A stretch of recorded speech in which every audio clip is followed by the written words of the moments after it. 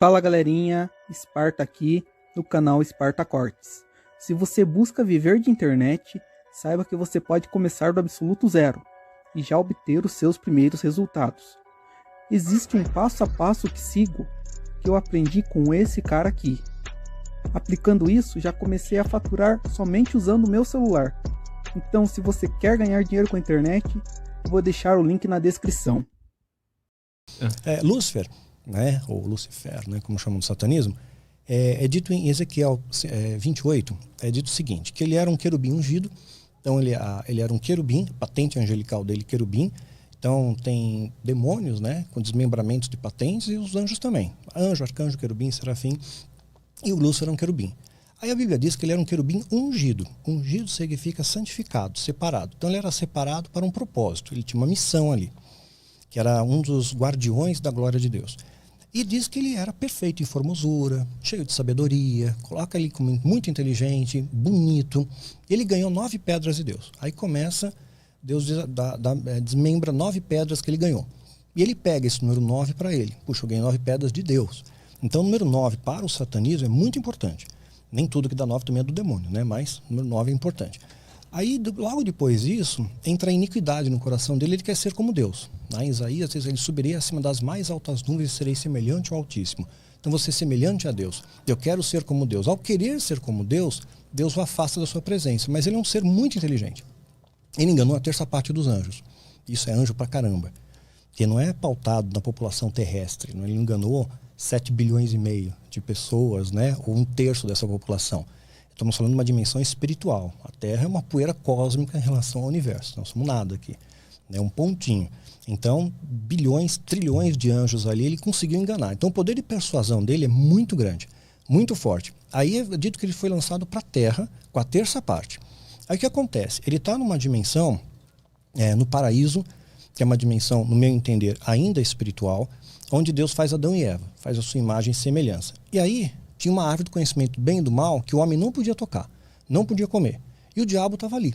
Quer dizer, ele não tinha ainda o poder de zanzar por todo o planeta. O poder dele geográfico se limitava ao perímetro dessa árvore, né, do conhecimento do bem e do mal. Mas por que ele estava ali? Então, ele foi mandado por Deus ali.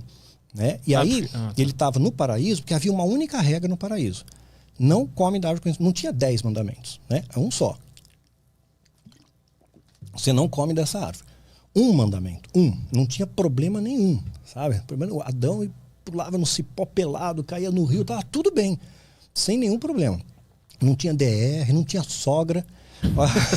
Pensa bem na situação de Adão. Começou depois da maçã. Depois de Adão, depois. Então, e eles fizeram, sogro de alguém também. Então, quer dizer, não tinha problema, cara. Aí, de repente, Deus colocou, não vai nessa árvore. O demônio estava lá, até mesmo para testar a fidelidade, porque você tem um livre-arbítrio. Mas Deus sabia que ali estava o demônio? Sabia, claro. Deus permitiu que ele ficasse ali. Entendi. É o livre-arbítrio humano, a sua escolha. Deus deu a direção, não mexe. Um mandamento, não eram 10, Aí Eva chega perto, né? Eu imagino que essa sedução levou um tempo, não foi assim. Aí Eva, come a maçã.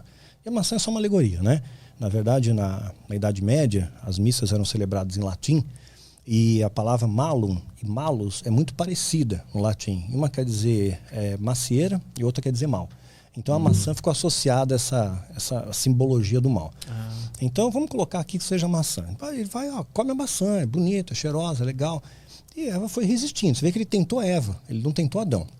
Ele tentou na mulher. Tem algum significado isso? Eu acho que ele tentou pegar assim o ponto fraco. A mulher é mais semântica. O homem é mais racional, até hoje, né? E a mulher é mais emocional. Então ele talvez tenha tentado pegar a Eva pela emoção dela, né? Pela emoção. E talvez, uma hipótese que ele pode ter usado, ele pegou e falou, olha, come a maçã. Ela não queria. Aí ele falou, vou te contar um segredo. Quando você fala para uma mulher, vou te contar um segredo, o que acontece? Todos os sentidos da mulher estão antenados em você naquele momento. Ou vou fazer uma surpresa, dos dois. Acabou. Ela não tem mais espaço, tempo, mais nada. Só existe você naquele momento para contar o segredo. E Lúcifer deve ter dito para a mulher, olha, vou te contar uma coisa, maçã emagrece. Ela comeu o pé inteiro, né, para emagrecer. Então, comeu, tentou. Ela passa para Adão, os dois pecaram. Aí o que acontece? A partir daí, Lúcifer ele entra na nossa dimensão de tempo, digamos assim. que essa dimensão paraíso ainda era uma esfera espiritual. Os judeus acreditam que existem 7 céus, né? Então Lúcifer foi expulso da presença de Deus, não estava mais no mesmo patamar de céu que estava Deus, e foi expulsou para a terra. Então ele estava aqui na terra, mas de uma dimensão ainda não terrena. Por exemplo, tua sombra está aqui, né? E você. Então vocês dois estão no mesmo espaço, mas em dimensões diferentes. A sombra não tem 3 dimensões, né? E você tem. Então as dimensões estão aqui, mas no mesmo espaço, mas em dimensões diferentes, patamares diferentes. Tá claro? Tem? Aí o que acontece? Então eles estão nessa dimensão paraíso, que seria o equivalente ao terceiro céu, que Paulo fala, estive no terceiro céu e estive no paraíso. Nessa mesma dimensão do paraíso, tem a árvore do conhecimento do bem e do mal e tem a árvore da vida, né? A árvore da vida, Deus proibiu, era o mesmo local. Lá em Apocalipse vai dizer que a árvore da vida está no céu, faz parte do perímetro geográfico ali do céu, da Jerusalém celestial. Então ele pega essa árvore da vida, Deus coloca querubins para tomar conta do caminho, para ninguém chegar perto nela. Colocou querubim, mesma patente hierárquica que o próprio Satanás. Você pega um outro exemplo bíblico, você vê como é que existe esse respeito hierárquico. Começa a ter uma treta, eles começam a disputar o corpo de Moisés. Porque se Moisés fosse enterrado, os ossos dele seriam venerados, né? Ele era um profeta muito importante, libertou os caras do Egito e tal, né? Aí o que acontece? Lúcifer, ele vai querer pegar o corpo de Moisés, é descrito na Epístola de Judas. E vem um arcanjo, né? Miguel vai lá e faz uma treta com o diabo. Só que o arcanjo, ele não tem autoridade para repreender um querubim. Então ele fala que o Senhor te repreenda. Quer dizer, Deus vai te repreender, né? Então os dois são irmãos, foram feitos por Deus. Então assim, o pai te repreende, né? Eu não posso ser você tem hierarquicamente ser acima de mim. Então você tem esse respeito hierárquico entre eles. Aí o que acontece? Voltando, então colocou querubim, mesma patente para tomar conta do caminho da árvore da vida. Quando o homem é afastado, imagina que o demônio, a Bíblia diz que ele é como o leão. Não é o leão, mas é como o leão. Ele precisava de uma legalidade do homem para sair daquele perímetro, daquela prisão temporária dele. O perímetro da árvore. O homem podia libertar ele dessa... Libertou, com o pecado. Sim, sim. Né? Aceitou. Então imagina um leão dentro de uma jaula, a tranca está do lado de fora. Só eu posso abrir. O leão não pode abrir por dentro. Ele é muito mais forte do que eu, mas ele não pode abrir. Aí eu abro. Aí o homem abriu pelo pecado, ele entra na nossa dimensão. Entrando na dimensão humana, ele vai corrompendo o homem. Ele vai se apresentando como um Deus para o homem. E pior ainda, esses anjos caídos tiveram relações com as mulheres. Em Gênesis 6, fala que os filhos de Deus, anjos, viram as filhas dos homens, né, humano aqui, que eram formosas e tomaram para si mulheres que todos escolheram. Tiveram relações com essas mulheres e nasceram varões de grande renome, gigantes. E a arqueologia comprova que os gigantes existiram, né, e comprova historicamente também pela Bíblia. Então eles trouxeram uma série de perversão para o homem, apresentando politeísmo, vários deuses, aquela coisa toda, e sacrifício humano, e foi indo, né, pervertendo a humanidade. E o objetivo dele é qual? Só perverter? Destruir.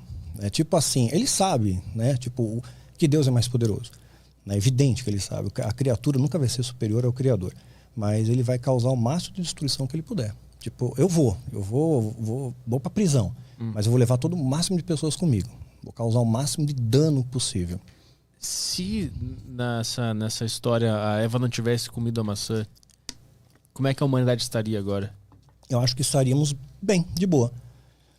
Mas ia ser para sempre, não ia existir terra, essa vida que a gente conhece aqui. Acho que a gente teria estaríamos na dimensão espiritual, né? Que eu acredito que nós vamos voltar para essa dimensão espiritual, que é a nossa natureza, né? E não estaríamos sofrendo toda essa retaliação, né? Toda essa consequência que teve desdobramento do pecado original.